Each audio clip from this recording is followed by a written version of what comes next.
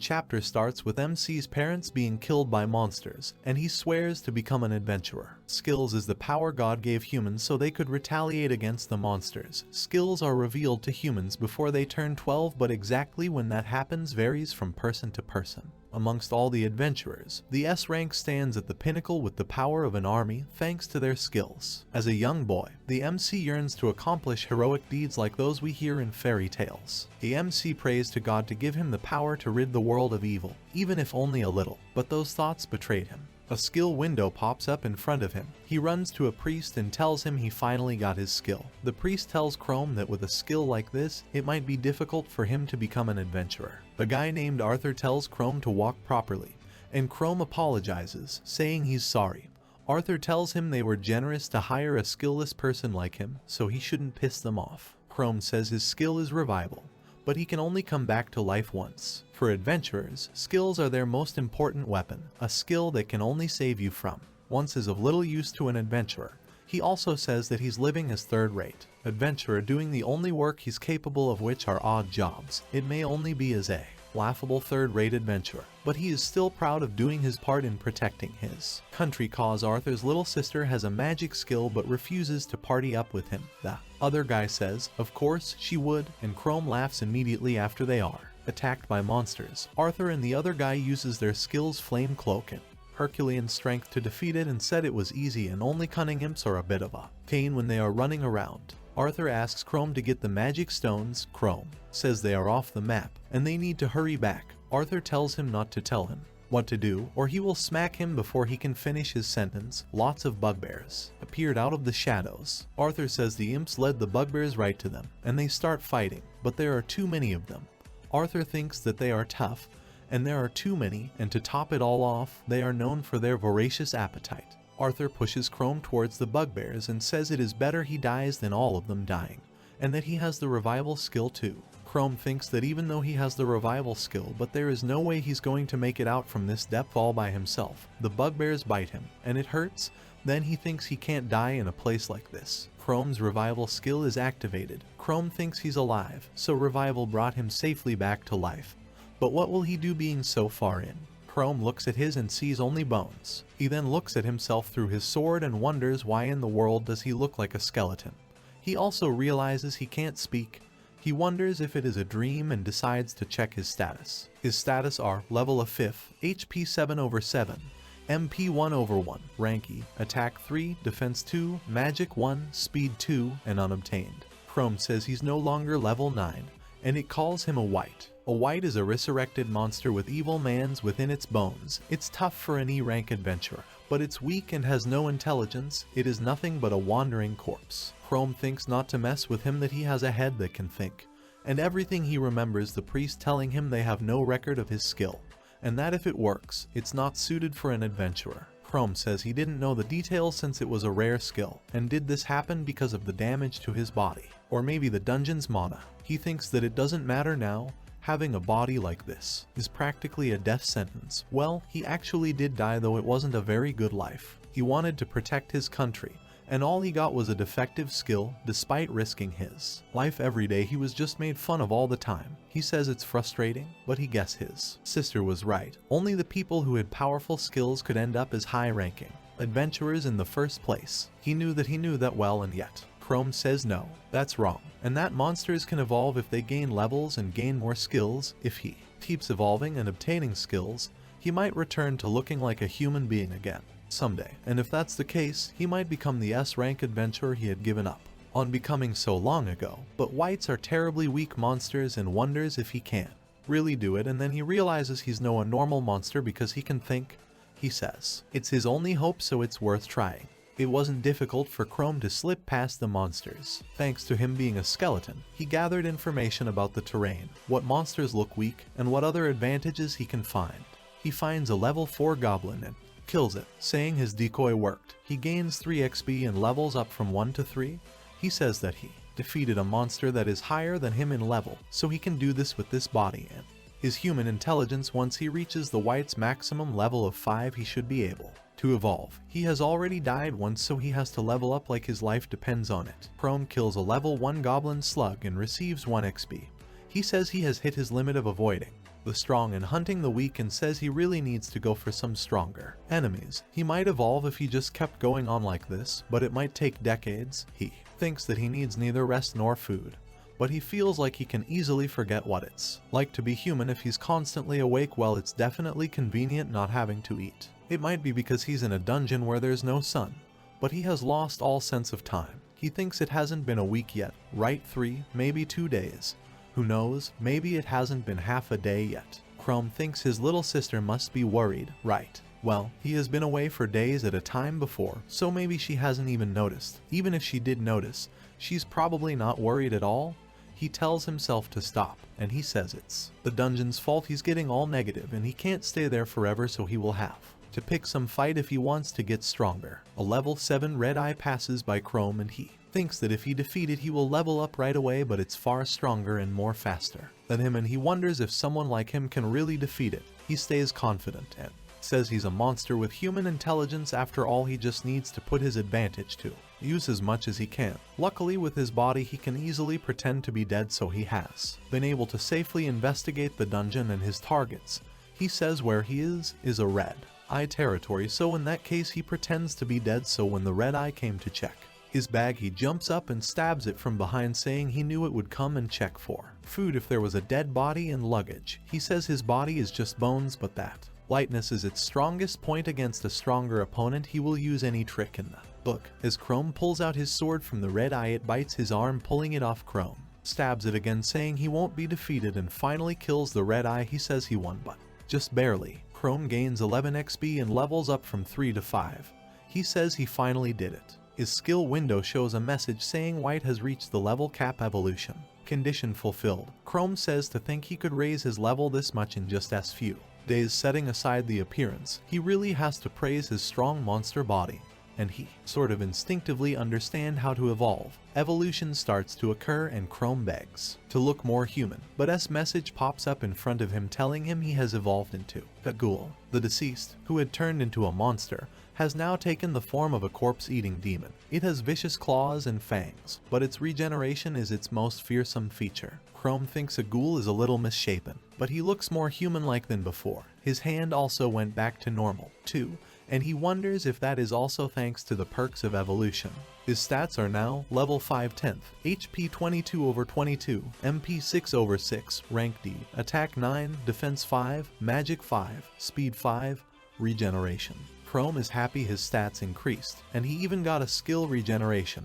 This might be the strong skill he was hoping for, even though it was not what he wanted to turn into a monster. A ghoul's level cap is 20. Chrome says he will be able to evolve again once he gets there. He says it is kind of fun, and he doesn't really have any other option anyways. Leveling up and evolving so that he can return to a human form and become the strongest adventurer. Chrome is fighting a level 5 monster rat, but the ghoul's claws gets in the way, making it hard to use a sword. He gets hit in the chest by the rat, so he throws his sword at the rat and uses his claws to attack it and kills it, saying a weapon just gets in the way with these hands. He gains 7 XP and levels up from 5 to 6. He says the next evolution is at level 20. It seems so far away. He regenerates his injuries and says a ghoul's body is convenient and all, but he gets terribly hungry. He eats the rat and says he's becoming more and more like a monster, but he says no, that his current lifestyle feels more human-like compared to when he was a wight, so there's no doubt he's closer to being human now. A few days later, Chrome is fighting a level 14 orc and defeats it,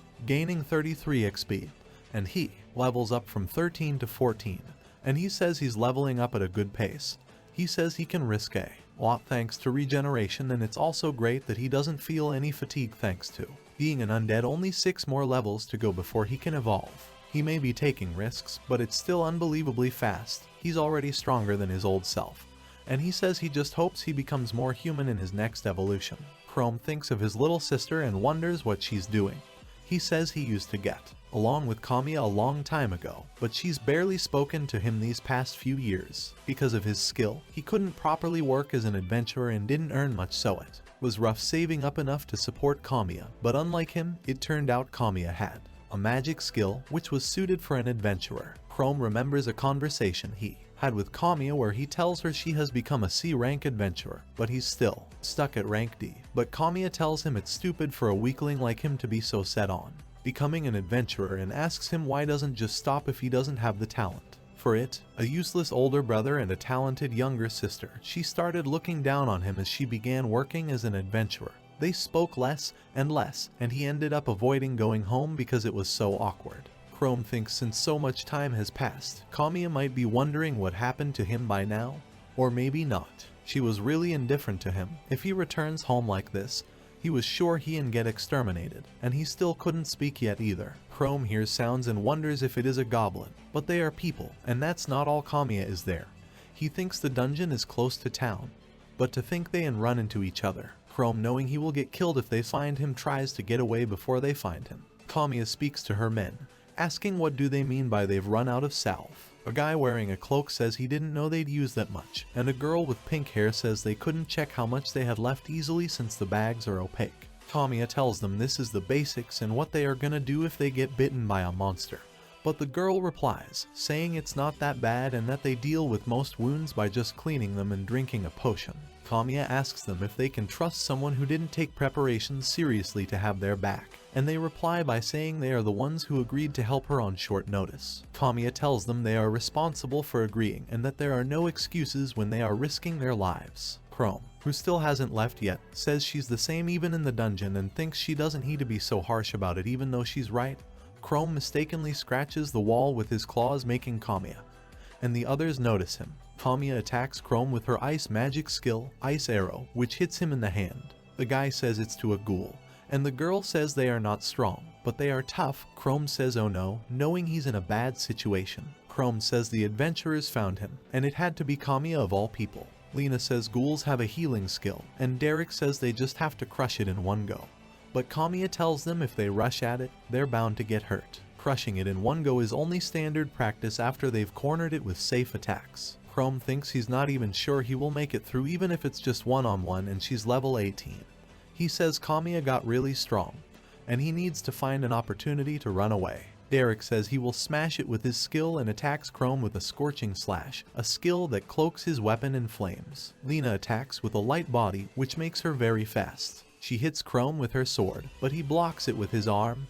Chrome thinks that he can't take even a single hit from Derek, and he will give him a chance if he doesn't dodge Lena's attacks correctly, but he can't do anything but dodge. With this difference in both people and levels, it's impossible for him to just run away. Chrome thinks he doesn't want to attack humans, but he's not a normal monster. He has to use his head. Chrome kicks a stone at Derek, but he blocks it with his sword, which doesn't let him see Chrome getting close to him. Chrome hits him in the face with his elbow and thinks that he can't use his claws after all and runs away, knowing that chasing monsters deep into the dungeon is banned, so they shouldn't follow him if he got far enough. But Lena chases after him, saying she won't let him go. Chrome thinks that he will be in trouble if she overtakes him and decides he has no choice but to face her when she catches up to him. He stops and faces her, knowing he has regeneration. He can't take few of her hits. Lena attacks Chrome, but he blocks it all with his arm and hits her sword into the wall. Chrome thinks he took her by surprise since she wouldn't expect an undead to plan anything after all. Kamia shoots ice arrows at Chrome's feet, which makes him fall face down. Lena says it's as expected of the Ice Princess Kamia. Derek says he wanted to kill it himself to level up, though, but Kamia tells him he was too aggressive. If he had just kept it in check, she could have finished it with her ice magic easily. Chrome thinks that he's going to get killed at this rate and realizes he can't get up, never mind his shins. His thighs are completely gouged out. What absurd firepower. Chrome thinks it's okay since he has the skills of ghoul regeneration and says even with his wounds, he can run again in just a minute, but he doesn't have a whole minute as Kamia prepares to attack him with ice lance. Chrome thinks he's going to get killed by his little sister. Chrome can't dodge because of his wounded legs, and jumping at Kamia to try and scare her and break her spell won't work either. He starts thinking of what to do if he can just do something about Kamia's spell.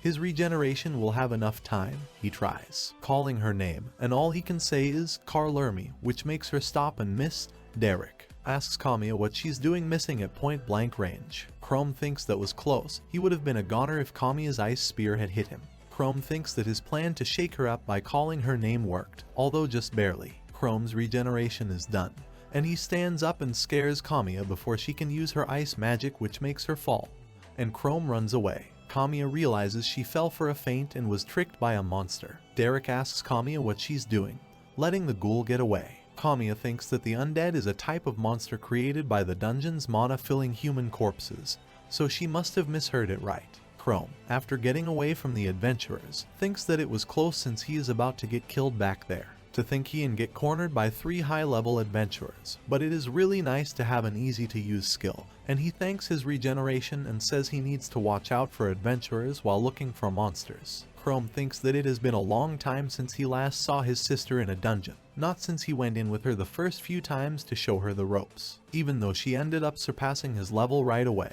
He thinks he can't run into them again and sees they are heading the other way, and he says he will be fine if he heads in the opposite direction. He then realizes they are headed to the deep part of the dungeon and wonders if she plans on going in deeper. Chrome says normal people can't stay in the dungeon for long. Not only do they get tired both physically and mentally, but there's another reason. The thick mana in dungeons is dangerous to humans. It gnaws away at you the longer you stay. When humans enter dungeons, they need strategies with a large margin for error, so it would be dangerous for people their level to go any further. Chrome thinks he really might get killed if he gets found out again, but he will follow them from a distance. Kamia, Derek, and Lena find an adventurer's corpse. Derek says he has already been stripped of anything valuable, and Lena says it's disgraceful. Kamia says they should keep on moving. Derek asks if they are still continuing, and Lena says, "Isn't it too dangerous?" Kamia replies saying she has been exploring this far countless times before, and that with their skills and levels, it should be no issue if they just cooperate. They shouldn't rush in like they did earlier, and it will be fine. Derek thinks he has to play second fiddle to her, and that's coming from someone who messed up too. Chrome sees that they are going in further and says the strong monsters are found much further in since they like the dense mana, although they are fickle and there's exceptions. In a dungeon, you always need to be prepared for the unexpected and must move carefully. Chrome thinks that all this while he thinks Kamia is the rational type and wonders what she's in such a rush for. Kamia and the other adventurers are suddenly attacked by a level 22 ogre. Chrome says he knew this would happen. And irregular monsters above level 20 are supposed to only be in the deepest part of the dungeon. Chrome wonders what Kamia will do. With this level difference, they will have casualties if they mess up while running away. Chrome thinks that he can jump out and distract it. He then realizes he can't because they think he's nothing but a monster. They will just think they are surrounded and panic, and he can only watch over them for now. Derek asks what they are gonna do and says this is exactly why he said they should pull back. Kamia says with her magic, she can even damage an ogre and that it shouldn't be undefeatable as long as they cooperate. Derek wonders if they can beat such a terrifying monster, but if he runs away now with how low his level is, it will catch and kill him for sure, so they have to try. Derek unleashes his scorching slash skill but gets hit away before he can do anything, and he falls, thinking the monster's reach is too huge. Lena uses her light body to get behind the ogre, but she also reacts to her movements, which surprises her, and he hits her away with Derek screaming her name. She says it only grazed her, but it sent her flying. What crazy strength. Kamia shoots ice arrows at the ogre, but it blocks them, and the only one that hits him can't penetrate his skin. Kamia says it's too tough, and she cannot beat it with her ice arrows. Chrome thinks their situation isn't looking good. They don't have enough levels, and their coordination is shallow. Why would an impromptu party even come this deep inside? Kamia thinks she has no choice but to use the more powerful ice lance, even if it doesn't outright defeat it. She's sure they will find some way through, but it takes a long time. Before she can shoot the spell, she needs the other two to create an even bigger opportunity for her than they just did. Derek thinks it's no use. They are just not high leveled enough. They're short on speed, power, and magic, and at this rate, he's really going to die. Kamia tells them to attack the ogre and attract its attention. If they drag the fight out for too long, they will have no chance of winning. Kamia thinks that she can't die in a place like this and that they still have a chance. Derek thinks that she's really telling them to attack this terrifying monster. Easy for her to say, being safe in the rear guard like that, and if he just runs away, the ogre will catch him with how low his level is, so he has no choice but to listen to Kamia. Derek whispers something in Lena's ear, with Chrome wondering what they are saying. The ogre attacks them with Kamia thinking she would like them to lure the ogre a little closer, but she guesses that's impossible with how scared they are, and decides she has no choice but to risk it all on her ice lance hitting. Derek thinks it's time and shouts Lena's name. Lena then uses her light body skill to grab Derek and runs away, with Lena telling Kamia not to think ill of them. Chrome realizes they are leaving Kamia at the most crucial moment. Kamia shoots her ice lance at the ogre, but it only hits it in the arm, and the ogre hits Kamia with its club. which makes Chrome rush out from where he's hiding. Derek says it's all Kamia's fault, to begin with, for wanting to dive this deep on short notice trying to find her brother who disappeared in the dungeon, and says when the low-rank adventurers disappear, they are, of course, gonna be dead. Kamia asks why did Chrome have to be so reckless when he was so weak, and asks where he go, calling him an idiot brother, and she passes out. The ogre tries to kill Kamia, but Chrome hits its hand and says he's sorry for hiding from Kamia. He then faces the ogre and tells it he's its new opponent. The ogre attacks Chrome, but he dodges and thinks that in terms of levels, he's far behind. But the ogre is one arm down, and most importantly, Kamia's life depends on him, so losing is not an option. He attacks the ogre, slashing his torso, and picks up one of Kamia's ice arrows and throws it at the ogre and then attacks it, but it hits him with its club, breaking his arm. Chrome says he thought he'd be able to manage if he could attack from its left where it's missing an arm, but it turns out it won't change that easily. Chrome says the monster may be armed, but its speed, power, and reach are all monstrous. If he wants to slip past it and deliver the final blow, he can't just keep trying for its blind spot. He has to get it to give a more decisive opening. No matter how much it tries, its attacks are predictable. As long as it uses only one arm, it's possible to dodge its attacks if he just focuses on it. His stamina might not be endless either, but swinging around that much is bound to be exhausting too. The ogre gets tired, and Chrome attacks it, saying he may be rotten. He's still human, and he won't lose in terms of patience. Chrome thinks that the only closest weapon to the ogre who has lost its arm are his fangs, and he trusts that it is going to come flying at him with them if he riles it up. The ogre comes rushing towards it with its fangs and bites Chrome's left hand, which gave Chrome a chance to bite its neck, which kills the ogre. Chrome gains 128 XP and levels up from 14 to 18. Chrome says he somehow won and regenerates his arm, and thinks to himself that his regeneration skill is very useful. As long as he doesn't die, he can regenerate. Chrome says sorry and thanks Kamia, and thinks that it's not that she looked down on him, but that she was worried for him, who kept clinging to being an adventurer even though he couldn't really protect himself. Chrome carries Kamia on his back and thinks of what to do to stop Kamia from coming back to the dungeon. As he is carrying her out, he finds the sword he threw away. Chrome pretends to attack Kamia, and two guys come to save her while Chrome runs away. Kamia wakes up and asks where she is. The guys tell her she was unconscious and was being attacked by a ghoul.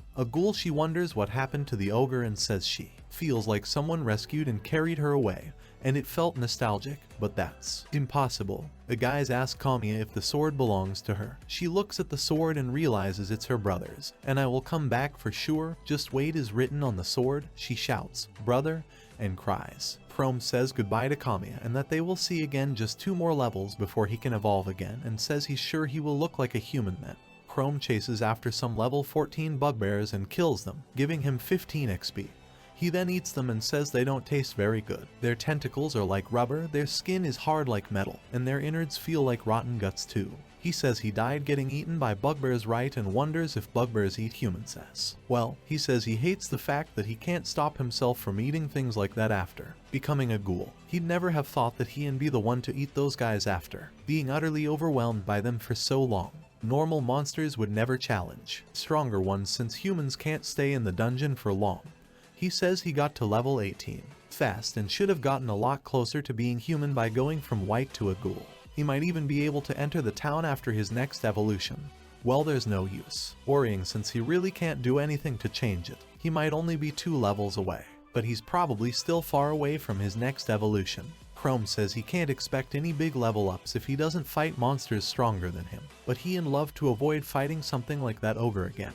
He says this isn't the deep part of the dungeon where he encountered the ogre, but just taking his time and hunting weaker guys should be fine. Someone sneaks up from behind Chrome and attacks him with a sword, but he avoids it, saying that it was close and what a crazy power. He then discovers it's a level 21 gargoyle. It attacks him again, and Chrome thinks that monsters above level 20 should not be around there. The gargoyle shoots fire from its mouth at Chrome, which burns his hand. He then attacks him with its sword, which cuts him a little before he can avoid it. Chrome says he barely dodged the sword and that its elbow strike was unexpectedly powerful. It spews flame at him and flies at him, so he can't hear it either. Chrome says he only won against the ogre because Kamia's spell took off its arm. His level has gone up, but he has no chance of winning against it, so he runs away. The gargoyle chases after him, and just as it catches up with him, Chrome hits it in the face, but it doesn't even leave a scratch. Chrome says that both its level and skill are too much for him to handle and keeps running away. But there's only a cliff ahead. The gargoyle spews flame at Chrome and flies towards him. But Chrome avoids it, and it flies over the cliff with Chrome jumping after it and hits it very hard. Chrome somehow wins, gaining 108 XP. And he moves from level 18 to 20. Chrome thanks the gargoyle, calling it Mr. Fall Damage and saying he couldn't have won fighting normally. A message pops up in front of him telling him the ghoul has reached the level cap and the evolution condition is fulfilled. Chrome says it's finally time and says it was an unexpectedly strong opponent.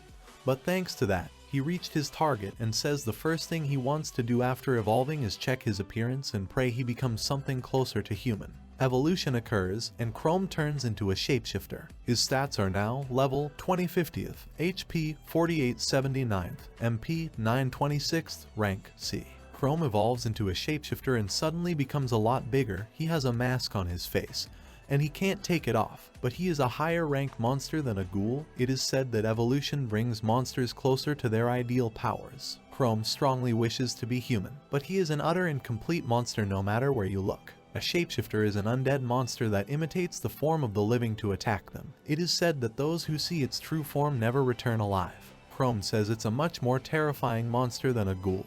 He checks his status, which is level 2050th, HP 4879th, MP 926th, rank C, attack 33, defense 19, magic 24, speed 26, regeneration and masquerade. Chrome says the stats are so much higher than a ghoul's, and a C-rank monster is quite threatening. It's something a party of mid-rank adventurers can barely defeat. Chrome wonders if he can get into a human with his masquerade skill. He activates his masquerade skill, and the mask begins to float. He looks at himself in the water, and he has transformed back into his human self, and his voice, though a bit hoarse, works as well. Chrome says he could pass for a human if he just hides a bit of his face, but he feels a sensation of his power being drained. He discovers that Masquerade allows him to take human form temporarily and consumes 1 MP every 10 minutes. Chrome says his max MP is 26, meaning he can only transform up to 4 hours or so at once, and says it will be tough living in the city like that, but there's still hope. He can just level up to increase his MP, and he thinks that he expects a lot from his next evolution. Everywhere shakes, making Chrome wonder if it is an earthquake, but it settles down. Chrome wonders what happened and thinks it might be a dungeon disaster. They say deep below the earth lies the corpse of gigantic monsters, the peculiar space resulting from the evil men which comes out from their bodies. That's the dungeon. If left alone and allowed to accumulate mana for a long time, it results in an outburst of unnatural phenomena. That's what a dungeon disaster is. Chrome wonders if C-rank monsters appearing around was a sign of that, but he says with only those few cases, it will be hard to come to a conclusion. Chrome is attacked by a level 20 gargoyle and says it doesn't look like it will be hasty after all. Chrome says to him, can't attack since he has no claws, and throws a rock at the gargoyle's head. He thinks that he can't muster up any strength thanks to being in his human form. The gargoyle spews flame at him and flies towards him. He dodges and says he knew it was going to charge at him with its stone body, and Chrome attacks back, killing the gargoyle and giving him 90 XP. Chrome says luckily he could charge through the flames thanks to regeneration. But to think he could take out the gargoyle that had him running for his life so easily. He might even be able to beat an ogre alone now. Monsters are powerful, but their lack of intelligence is their weak point. Chrome doesn't have that weakness. He also has resistance to the dungeon's mana and doesn't even feel tired. Maybe he's closer to the next evolution than he thought. He won't be anything to fear no matter how many gargoyles come at him now. Chrome encounters 3 gargoyles and runs away, saying that many are still impossible for him. Chrome says it's clear that the rate of the monsters appearing is getting higher. Something undoubtedly must have happened in the dungeon. Chrome defeats a gargoyle, gains 90 XP, and levels up from 20 to 21. Chrome says shapeshifters are strong. To think he can dispose of the gargoyles he struggled so much against as a ghoul so easily. Chrome notices he has a scratch on his arm and regenerates. He says he has excellent physical abilities, claws and fangs, high endurance, and multiple skills. A monster's body is crazy stronger than humans. He says his next evolution is at 50, but it might happen sooner than he thinks. For C-rank monsters to appear in such great numbers when there are only supposed to be D-rank monsters around here. Chrome says it must be a dungeon disaster, and that the ogre that appeared in such a shallow area was probably also a sign of that. Once the dungeon disaster starts, high-level monsters will appear. appear in great numbers, they will crawl outside and start wreaking havoc in the surrounding area. And the only way to stop a dungeon disaster is to beat the heart of the dungeon, its boss. Chrome says it's quite troublesome, and he doesn't have an idea what will happen if the dungeon disaster continues. Chrome hears footsteps and thinks maybe there are monsters, but realizes they are humans. One of the humans named Frank says with all of the earthquakes earlier, and all the gargoyles around, he's sure a dungeon disaster is coming. Another guy named Guido says what awful timing and says he guesses they have to go back to the guild and report it. A girl named Shelly says what Guido is saying. Instead, they should defeat the boss before there are any victims. Chrome, from where he's hiding, thinks that he messed up.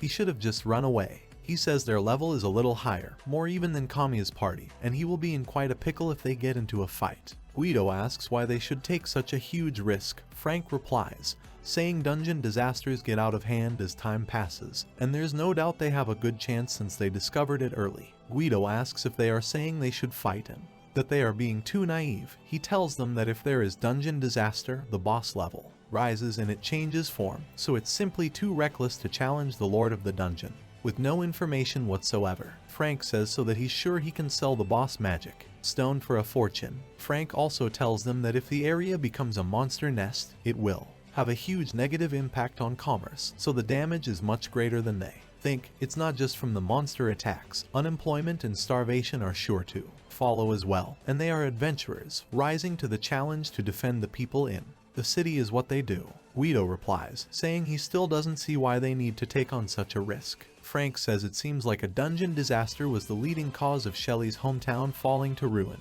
but Shelly doesn't reply. Chrome thinks that he is the same as him or worse since his town got rebuilt. Frank tells them that naturally, since the risk to their lives will be great, he can't force them or anything. Going back and making sure they know is also an important duty. Guido notices Chrome and shoots an arrow at him. Chrome thinks that he is hiding, but they still find him. Guido says his skill eye of Artemis gave him a response, so he knew something was wrong. Chrome thinks that it's too dangerous to just try and run away now, so he has to try that. Frank says they will give him 3 seconds. So he should come out if he understands. Frank pulls out his sword, and Chrome quickly uses his masquerade skill and stands up, saying he's just an adventurer. Frank says oh, he's a human and says he's sorry about that.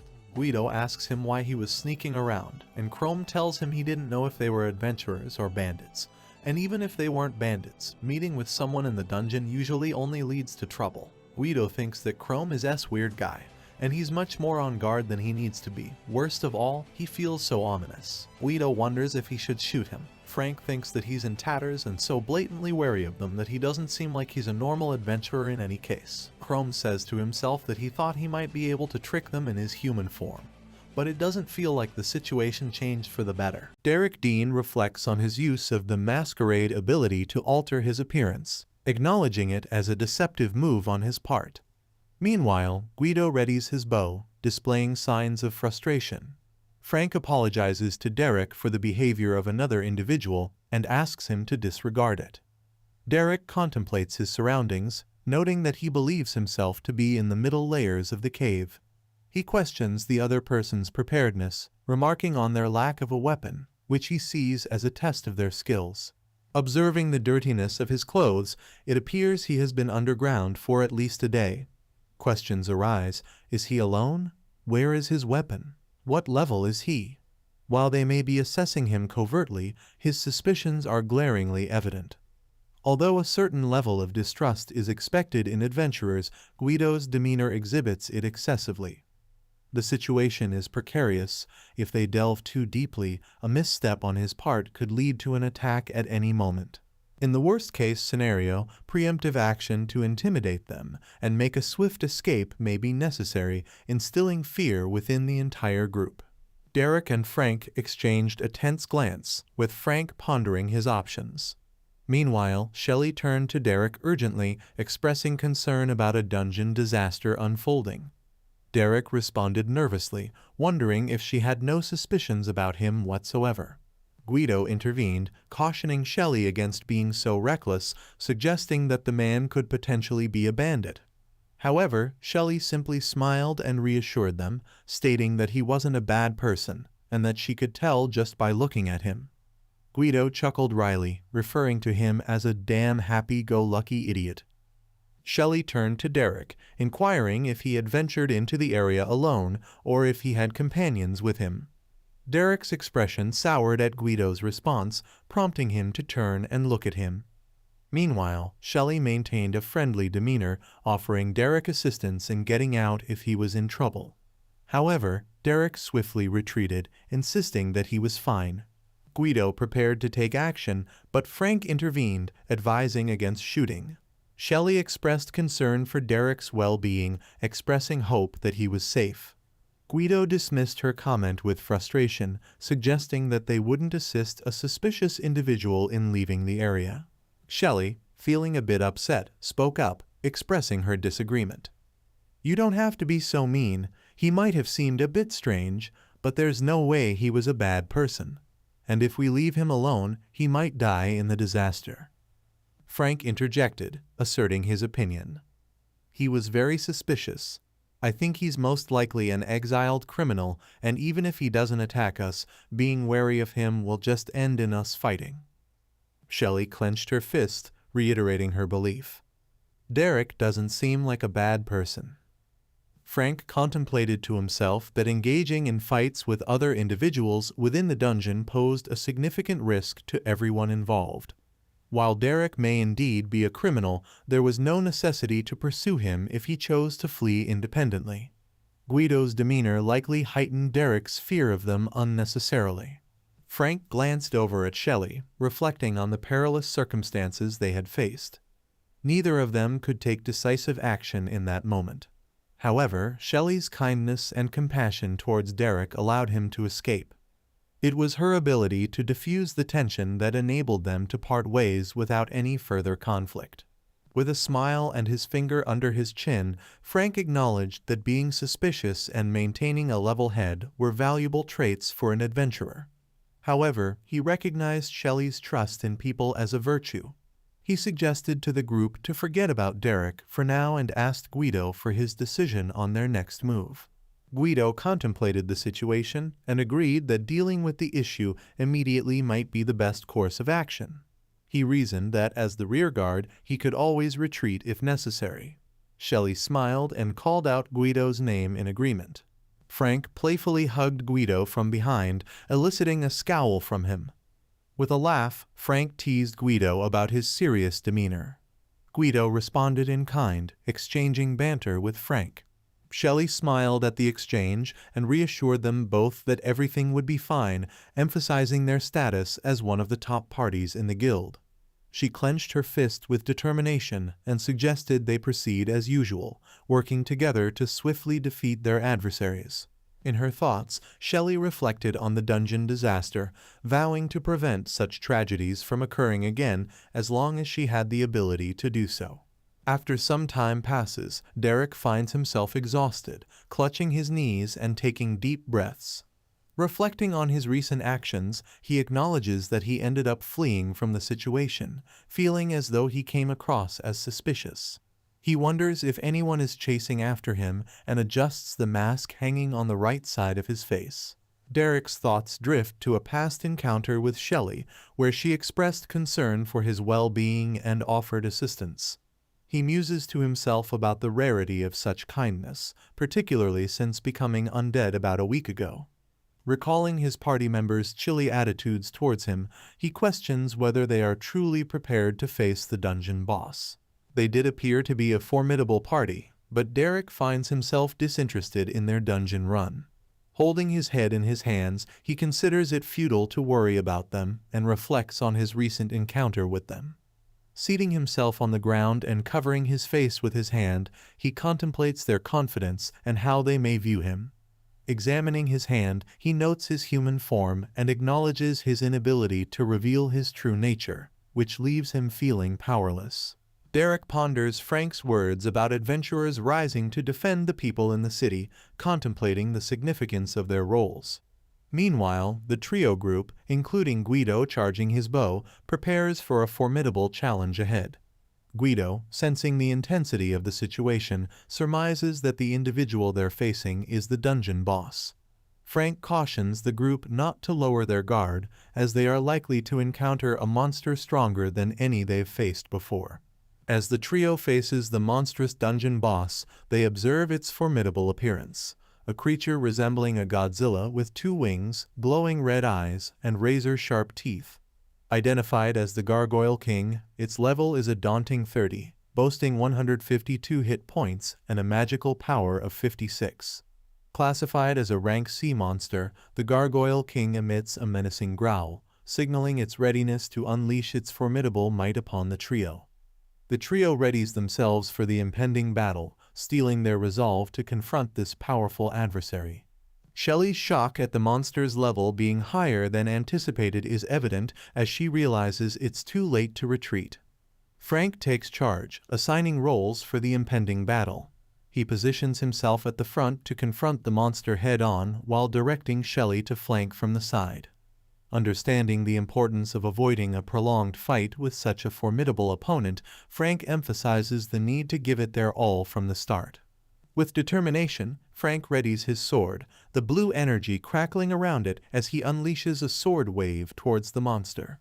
However, to his astonishment, the monster effortlessly blocks the attack, showcasing its incredible strength.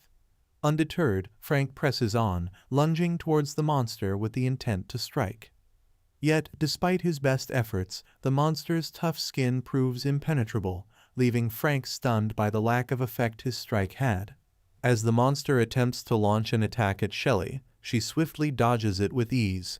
Despite being taken aback by the monster's level, she remains undaunted, confident in her own abilities. Determined not to be outmatched in combat, Shelley reaffirms her resolve. Suddenly, a message appears on her screen, indicating the activation of a skill called Sword Princess, awakening her latent talent for swordsmanship. Shelley, determined to make an impact, swings her sword at the monster, only to find that her attack seems ineffective against its tough hide. Even Guido's arrow, aimed with precision, fails to penetrate the monster's defenses, leaving him frustrated at their inability to inflict damage. Observing the towering monster before him, Frank ponders its characteristics. Despite its formidable defense, he realizes that the eyes might be a vulnerable spot. However, the monster's 2 swords pose a significant obstacle, making it difficult to execute such a plan. As the monster strikes at Frank with its sword, he defends against the attack with his own weapon. Amidst the clash, Frank's mind races, searching for a strategy to overcome the formidable foe. Suddenly, a red aura emerges from the ground, catching him off guard as he realizes that the monster possesses magic abilities as well. As the monster activates its skill, enveloping the arena in a swirling vortex of red smoke, Frank finds himself struggling with injuries to both of his hands. Despite the pain and the dire situation, he casts a quick glance at Shelley, reassured that she appears to be safe. However, he senses her loss of hope, adding to the weight of the situation. Determined to maintain leadership and rally his team, Frank grips his sword tightly, resolving to press on despite the seemingly insurmountable odds. He knows that giving up now could spell disaster for them all, so he urges himself and his companions to keep attacking, no matter how futile it may seem. As Frank unleashes a powerful sword beam towards the monster, Shelley watches in awe at his impressive skills. The monster, caught off guard by the sudden onslaught, is visibly shocked. Seizing the opportunity, Frank follows up with a swift cross slash, aiming to exploit any weakness in the monster's defenses. Urging Guido into action, Frank calls for an arrow strike, directing Guido to target the monster's eye. With precision, Guido's arrow finds its mark, piercing the vulnerable spot in the monster's stomach. As Frank finds himself knocked back by the retaliatory strike from the monster, Guido urgently warns Shelley of the danger. With Frank incapacitated and the monster poised to deliver a finishing blow, Shelley shouts Frank's name in a desperate attempt to divert the monster's attention. Despite Shelley's cries, Frank remains grounded, vulnerable to the impending attack. Guido's frustration boils over as he berates Shelley, calling her a fucking idiot for their predicament. Shelley, kneeling beside Frank, desperately considers her options, realizing the impossibility of carrying Frank while engaging in combat. With gritted teeth, she expresses remorse to Guido, acknowledging that their choices have cornered him as well. Despite her anger and regret, she still hopes for a way out, even if it means Guido can escape. Exhausted and defiant, Guido responds to Shelley's remorse by asserting his autonomy, insisting that he made the decision to stay and fight independently. As he loses consciousness, Shelley calls out to him, but receives no response. The monster's roar fills the air, accompanied by a surge of red energy, prompting Shelley to close her eyes, bracing for what she believes is her inevitable demise. However, to her astonishment, she remains alive, spared from the monster's attack. In a dramatic turn of events, Derek emerges, wielding the monster's sword, no longer willing to cower in fear. With determination in his eyes, he curses the monster, proclaiming his intent to confront it directly. With a defiant shout, he challenges the monster, declaring his readiness to face it head-on. As Derek stands there, gripping the monster's sword, Shelley and Guido, both taken aback, question his sudden appearance. Guido, visibly surprised, asks why Derek has shown up. Derek, conflicted, ponders the potential consequences of his presence, fearing that he might only hinder their efforts and inadvertently expose his true nature. With determination surging through him, Derek clenched his fist and silenced his doubts. He realized that making excuses was futile and instead focused on taking action. Despite the doubts and mockery he faced, he resolved to do his utmost to protect others from the monster's harm. This resolve drove him forward, pushing him to embrace his role as an adventurer despite the challenges and ridicule he encountered along the way. With a surge of determination, Derek charged at the monster, disregarding the risk of revealing his true form. Despite the possibility of exposure, he knew that the lives at stake outweighed any concerns about his appearance. As he closed in on the creature, he reassured himself that his level was higher than theirs, bolstering his confidence that he could make a difference in the fight.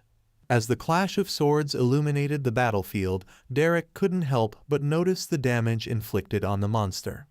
However, despite his efforts, he couldn't shake off the feeling of overwhelming odds due to the level difference between him and the monster. In comparison to the creature, Derek, a shapeshifter, found himself at a disadvantage with his level at 21, HP at 79, and magic power at 23, all lower than that of the monster.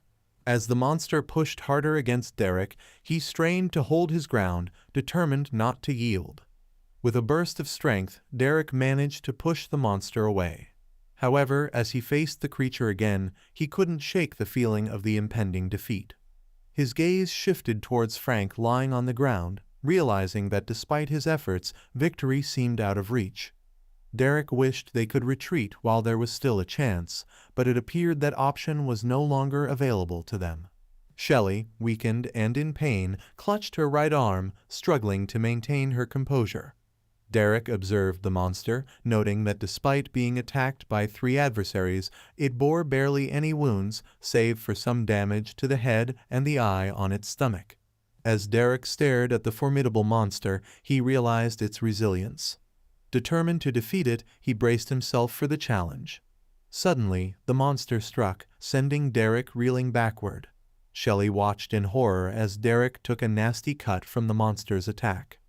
Meanwhile, Guido, observing the scene, couldn't help but think that Derek had shown some capability, but perhaps this was the extent of his abilities.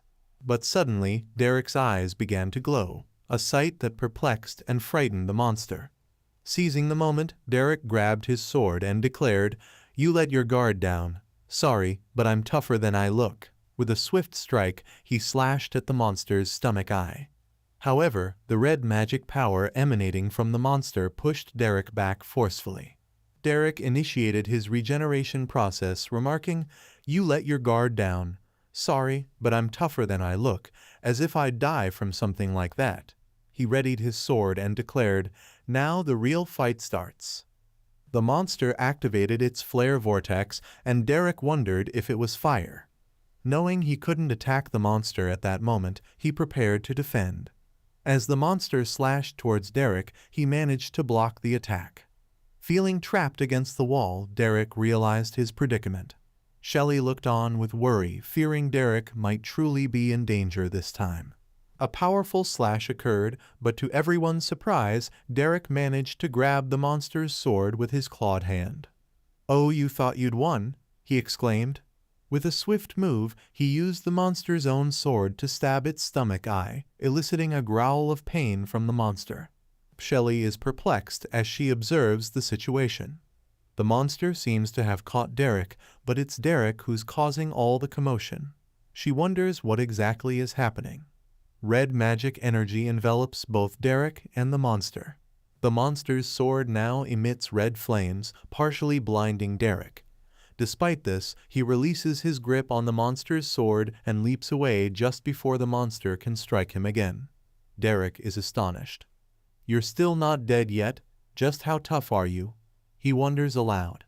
From the monster's eyes, red flames burst forth, narrowly missing Derek as he attempts to dodge. He realizes the situation's severity. "It's not giving me a chance to counterattack," he thinks, his mind racing. "I can keep the damage from the flames down thanks to regeneration, but I'm running out of mana here. I can't take any more hits." He's acutely aware that maintaining regeneration and masquerade simultaneously is becoming increasingly difficult. Yet he discerns that his opponent too is reaching its limits. Both the monster and Derek lock eyes, their gazes filled with determination and intensity. Derek grits his teeth, acknowledging the gravity of the situation. "I have to find an opening no matter what," he resolves within himself, preparing to seize any opportunity that presents itself. As the monster's flames began to intensify, Derek realized the danger of its expanding reach. "Its range is too large, I can't get close enough," he muttered to himself, feeling the urgency of the situation. "It knows about my body, I can't take it by surprise anymore." Despite his concern, Derek knew he needed to act strategically. "Anyway, I should get away from the wall first," he decided, prioritizing his safety and assessing the situation for any potential openings. Yet, the relentless growth of the monster's flames only heightened Derek's unease. "It seems as though it doesn't want to let me go," he observed, recognizing the gravity of the threat before him. As Shelley struggled to stand up, her thoughts raced with concern for Derek's safety.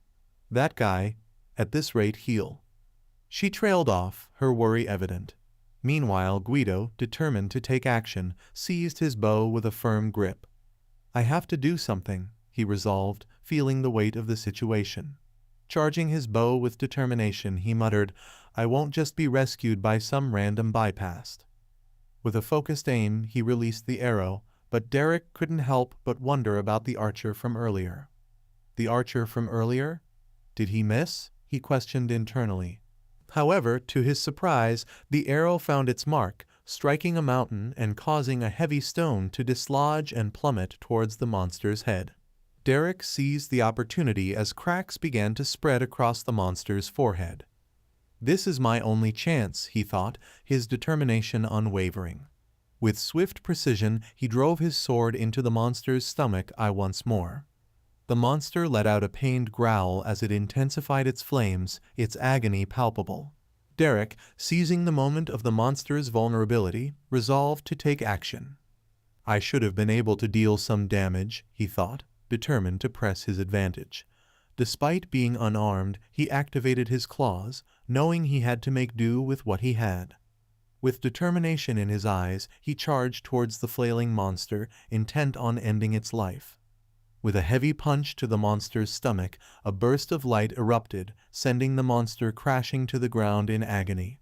With a sense of disbelief, Derek pondered if he had indeed triumphed over a level 30 dungeon boss. As the screen displayed his newfound experience points and his level increasing to 21, he realized the significance of his victory. Reflecting on the nature of the dungeon as an alternate dimension fueled by malevolent mana, Derek understood that only the boss could harness the evil energy from the depths below. Now that it lay defeated, not only would the dungeon disaster be averted, but the surrounding area would likely return to its peaceful state as well. As Derek glanced at Guido with one eye, he couldn't help but wonder if his undead form had remained unnoticed. Meanwhile, Guido, though acknowledging Derek's life-saving feat, couldn't shake off his curiosity about the mysterious newcomer who single-handedly vanquished a formidable monster beyond their capability. Derek, contemplating his increased levels and newfound strength, couldn't help but see the silver lining in the midst of the dungeon disaster, considering it a stroke of unexpected fortune. With a smile, Derek contemplated his current status.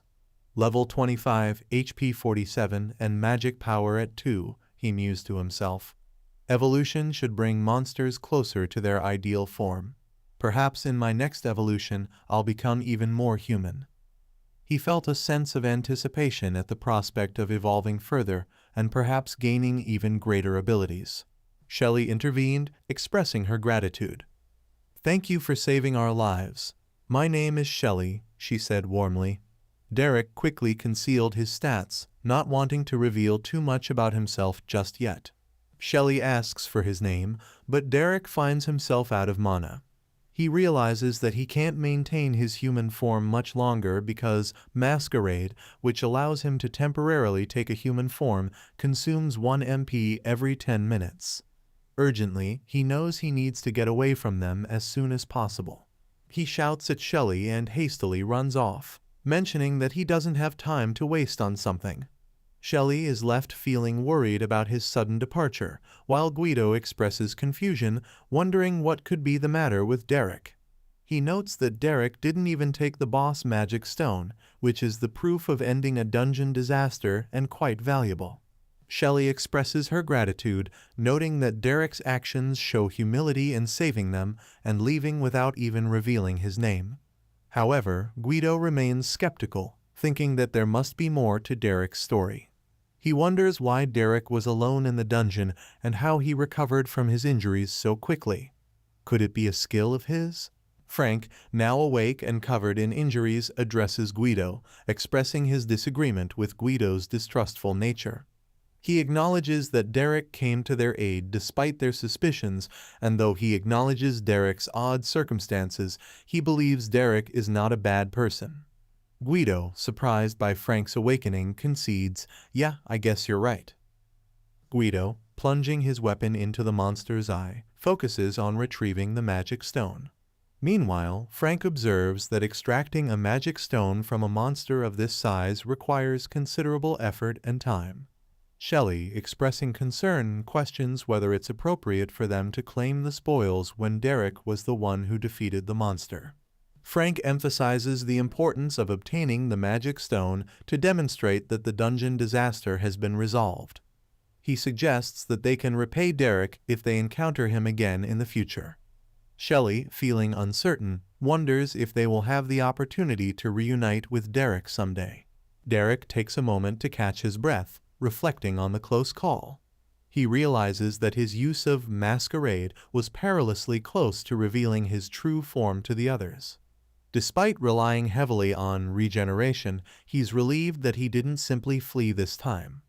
Derek notes that his level has increased to 25, with his MP now at 36. Derek sits on a stone, contemplating his situation. Masquerade consumes 1 MP every 10 minutes, meaning he can maintain his human form for 6 hours now. With his MP fully recovering in just half a day's rest, he ponders whether he can manage to live as a human if he hides at home. Meanwhile, his sister thinks about him while sleeping, unaware of the challenges he faces. With determination, he clenches his fist. He mentions, "It'll also serve as training for my skill, so let's try heading back to human society." The next day, in the capital city of Rayburg, members of the Adventurers Guild gather, shocked to see the trio. "A dungeon disaster in the Western Cave. And you said the boss was defeated already. Are you serious, Frank?" "Yeah, I'm serious," Frank replied. "It was my first time seeing a monster at level 30. If that boss hadn't been defeated, that whole area could have turned into a monster nest." An old man named Arthur, the guild master, entered the scene. "That's just too hard to believe," he remarked. "Subduing such a monster all by yourselves is not possible." Frank replied, "It wasn't us who defeated it," which left Arthur shocked. Shelley raised her hand and interjected, "Yes, a knight appeared and defeated the boss in an instant."